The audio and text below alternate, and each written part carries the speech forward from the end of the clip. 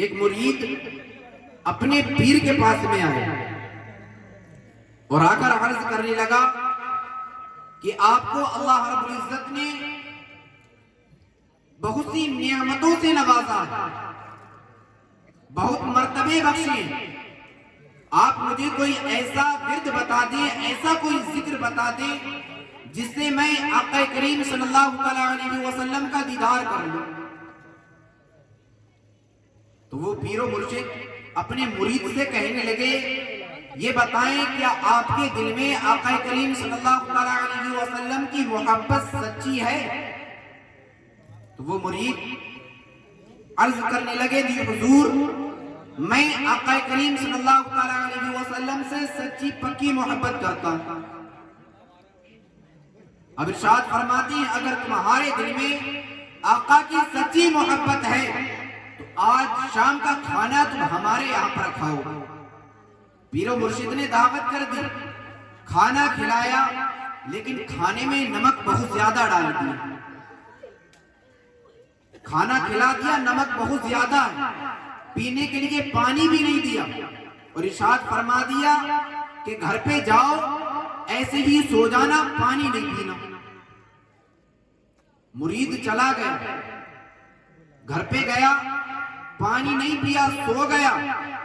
جب آقا کریم صلی اللہ علیہ وسلم کا دیدار نہیں ہوا تو پھر سے اپنے پیر و مرشد کے پاس میں آیا اور آ کر عرض کرنے لگا، حضور، آپ نے جو مجھے بات بتائی تھی کہ پانی نہیں پینا، میں نے پانی نہیں پیا، لیکن مجھے آقا کریم صلی اللہ علیہ وسلم کا دیدار نہیں ہوا۔ پیر و مرشد ارشاد فرماتے ہیں، اچھا یہ بتاؤ رات میں سوئے تھے؟ مرید نے عرض کی، جو حضور سویا تھا۔ اب ارشاد فرماتے ہیں، خواب آیا تھا؟ خواب میں نظر کیا آیا تھا؟ مرید عرض کرنے لگا، حضور، رات کو جب میں سویا خواب آیا اور خواب میں پانی نظر آ رہا تھا، خواب میں سمندر نظر آ رہے تھے، چشمے نظر آ رہے تھے۔ پیر و مرشد جواب دیتے ہیں کہ جب تمہاری پیاس سچی تھی، تمہارے من میں پانی کی طلب تھی، تو رات تمہیں جیسے ہی خواب آیا، تمہارے خواب میں پانی نظر آیا، چشمے نظر آئے۔ اگر آقا کریم صلی اللہ علیہ وسلم کی محبت تمہارے دل میں سچی ہوتی تو یقیناً آمنہ کا لال تمہارے خواب میں آ جاتا، یقیناً آمنہ کا لال تمہارے خواب میں آ جاتا۔ تو ہمیں اپنے دلوں میں آقا کریم صلی اللہ علیہ وسلم کی محبت کو بسانا، اللہ رب العزت کے برگزیدہ بندوں کی محبت کو اپنے دل میں بسانا ہے۔ اللہ رب العزت کے وہ برگزیدہ بندے ہوتے ہیں جو دوسروں کی دل کی بیماری ٹھیک کرنے کے لیے خود بیمار پڑ جاتے ہیں۔ حضرت نظام الدین اولیاء آپ کی بارگاہ میں آپ کے مریدین آئے اور آ کر عرض کرنے لگے، حضور، ایک غیر مسلم ہے جو مسلمان نہیں ہے، جس نے ایمان قبول نہیں کیا ہے، لیکن اس کے پاس کتنا ہی بیمار شخص چلا جائے، وہ کچھ جملے اس کے اوپر پڑھتا ہے، دم کرتا ہے، فوراً ٹھیک ہو جاتا ہے۔ اس کے اوپر کچھ پڑھتا ہے، وہ فوراً ٹھیک ہو جاتا ہے، صحتیاب ہو جاتا ہے۔ آپ نے جب اتنا سنا تو آپ خود بیمار پڑ گئے، بیمار پڑ گئے اور اس کے پاس میں گئے، اس نے آپ کے اوپر کچھ جملے پڑھ کے دم کیا، آپ صحتیاب ہو گئے، ٹھیک ہو گئے۔ آپ ارشاد فرماتے ہیں، یہ بتاؤ تمہارے پاس میں یہ جو جملے ہیں تم پڑھتے ہو، اس میں کمال کیا ہے؟ آخر تمہیں یہ نعمت کیسے ملی کہ تم ہر بیمار کو ٹھیک کر دیتے ہو؟ تو وہ شخص جواب دیتا ہے، یہ کوئی کمال کی بات نہیں ہے، یہ کوئی کمال کی بات نہیں ہے کہ بیمار شخص میرے پاس آتا ہے اور ٹھیک ہو جاتا ہے، بلکہ میں ہمیشہ اپنے نفس کی مخالفت کرتا ہوں۔ میرا نفس مجھ سے جو کہتا ہے میں کبھی اس کی سنتا نہیں ہوں، ہمیشہ اپنے نفس کی مخالفت کرتا ہوں۔ میرا نفس اگر مجھ سے کسی کام کے لیے کہتا ہے تو میں اس کی نہیں سنتا بلکہ اس کا الٹا کرتا ہوں۔ آپ ارشاد فرماتی ہیں، میں نے اس کے کان میں کچھ کہا، میں نے اس کے کان میں کچھ کہا، پھر آپ نے کچھ نہیں کہا، جیسے ہی اس کے کان میں کوئی بات کہی تو وہ خود پکار اٹھا لا الہ الا اللہ محمد رسول اللہ۔ مریدین تعجب میں ہیں کہ آپ نے صرف کان میں کچھ جملے کہے اور اس نے کلمہ پڑھ لیا، یہ ایمان لے آیا، آخر بات کیا ہے؟ مریدین آپ کی بارگاہ میں آئے اور آ کر عرض کرنے لگے حضور آپ نے اس کے کان میں ایسی کون سی بات کہی تھی کہ وہ ایمان لے آیا، اس نے آقا کا کلمہ پڑھ لیا، آخر ایسی کون سی بات کہی تھی آپ نے؟ اب ارشاد فرماتے ہیں میں نے کوئی اور بات نہیں کہی، وہ مجھ سے کہہ رہا تھا کہ میں ہمیشہ اپنے نفس کا الٹا کرتا ہوں، میرا نفس جو مجھ سے کہتا ہے میں کبھی اس کی سنتا نہیں ہوں، تو میں نے اسے صرف ایک ہی جملہ کہا کہ ایمان لانا چاہتے ہو؟ میں نے اسے صرف ایک ہی جملہ کہا کہ ایمان لانے کو دل چاہتا ہے۔ اس نے جیسے ہی مجھ سے منع کیا نہیں ایمان لانے کو من نہیں چاہتا ہے، ایمان نہیں لا سکتا، تو میں نے اسے ارشاد فرمایا تو ہمیشہ اپنے نفس کا الٹ کرتا ہے، آج تیرا نفس تجھے ایمان لانے سے منع کر رہا ہے، تو آج بھی اپنے نفس کا الٹ کر اور کلمہ پڑھ مسلمان ہو جا۔ کچھ بول بھی دو، ایسا لگ رہا ہے جیسے یہاں پر بیٹھے ہوئے ہیں اور ہماری سب سے قریبی چیز یہاں آنے سے پہلے کسی نے ہم سے چھین لی، اس کے افسوس میں بیٹھے۔ دنیا کی بہت قیمتی چیز جو ہمارے پاس میں جمع تھی وہ یہاں آنے سے پہلے ہم سے راستے میں کسی نے چھین لی، اب اس کا افسوس ہمیں یہاں پہ ہو رہا ہے۔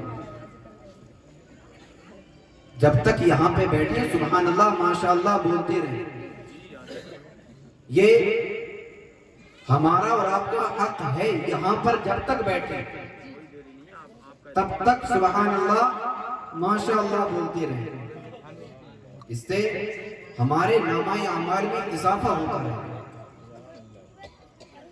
یہ وہ نیکیاں ہیں جو کل میدان محشر میں جب ہمارا اور آپ کا حساب و کتاب ہوگا ایک نیکی بھی کم پڑ جائے گی، کسی کے پاس بھی جائیں گے، دنیا میں کوئی ہمارا کتنا ہی قریبی کیوں نہ ہو، یہاں تک کہ اگر باپ بیٹے کے پاس میں جائے گا، ماں اپنے بچے کے پاس میں جائے گی تو وہ بھی بچہ وہاں پر ایک نیکی دینے سے انکار کر دے گا کہ دنیا میں تم نے میرا خیال کیا تھا، میں نے تمہارا حق دنیا میں بھی ادا کر دیا، یہاں پر میں تمہیں ایک نیکی نہیں دے سکتا۔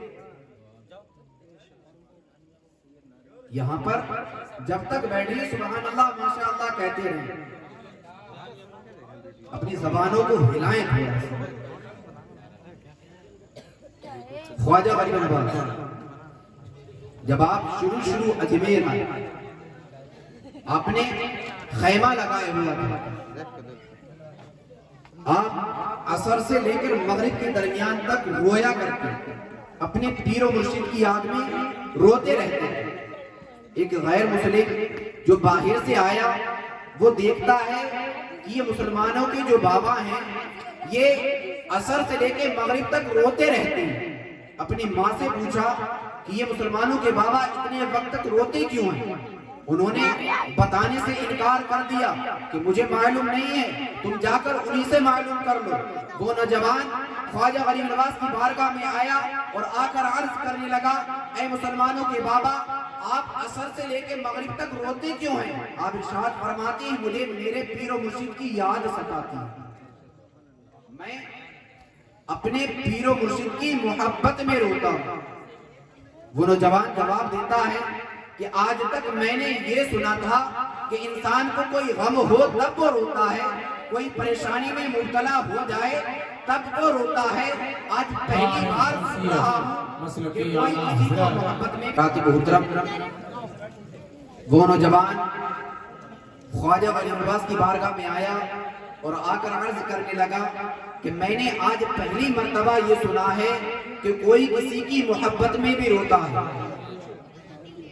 وہ عرض کرنے لگا حضور میں آج تک غم میں رویا ہوں، پریشانی میں رویا ہوں، لیکن محبت میں نہیں رویا کسی کی، میں بھی محبت میں رونا چاہتا ہوں، آپ مجھے محبت میں رولانا سکھا دیں۔ آپ نے ارشاد فرمایا میری دو شرطیں ہیں، پہلی شرط یہ ہے کہ تم ایمان لے آؤ، پہلی شرط یہ ہے کہ تم ایمان لے آؤ، کلمہ پڑھو، مسلمان ہو جاؤ۔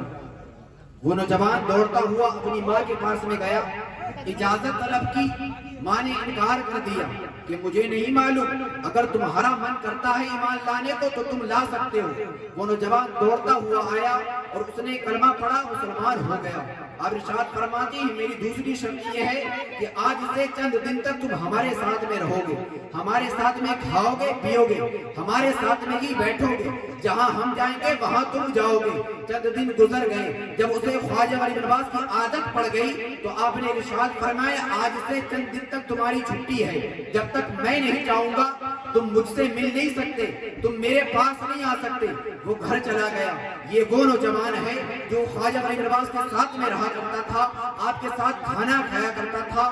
یہ وہ نوجوان ہے جو گھر پہنچ گیا، کھانا سامنے رکھا ہوا ہے لیکن کھانا کھا نہیں رہا ہے، من نہیں کر رہا ہے کھانا کھانے کے لیے۔ اپنی ماں سے کہتا ہے اے اماں جان آج میرا من نہیں کر رہا ہے کھانے کے لیے، عجیب سا لگ رہا ہے، لیکن میں جب وہاں پر ہوا کرتا تھا تو میں روز آرام سے کھانا کھایا کرتا تھا، آج مجھے عجیب سا محسوس ہو رہا ہے۔ اس نے کھانا نہیں کھایا، چھت پہ چلا گیا، نیند نہیں آ رہی ہے، پریشان ہے۔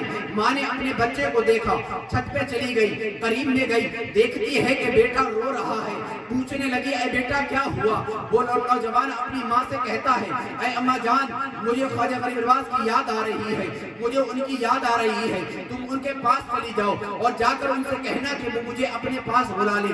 وہ بوڑھی عورت جب آپ کی بارگاہ میں آئی اور آ کر عرض کرنے لگی کہ میرے بچے کو تم اپنے پاس میں بلا لو، آپ نے بلانے سے انکار کر دیا، آپ نے اس کو اپنے پاس میں نہیں بلایا۔